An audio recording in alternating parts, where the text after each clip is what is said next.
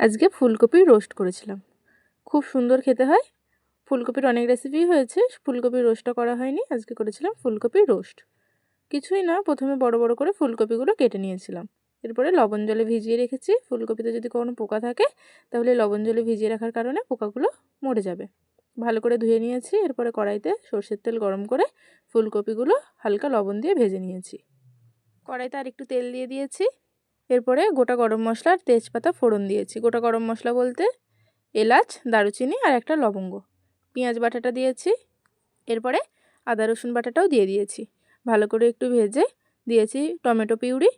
টমেটোটা ভালো করে কষিয়ে দিয়েছি পরিমাণ মতো লবণ, হলুদ আর ঝালের জন্য লঙ্কা গুঁড়ো। এরপরে একটু কালারের জন্য দিয়েছি কাশ্মীরি লঙ্কা গুঁড়ো। এরপরে দিয়েছি কাজু বাদাম বাটা।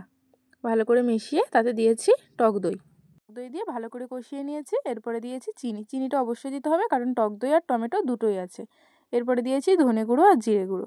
তারপরে মশলা ধোয়া জলটা দিয়েছি আর একটু পরিমাণ জল দিয়ে ফুলকপিটা দিয়ে আমি ঢেকে রেখেছি।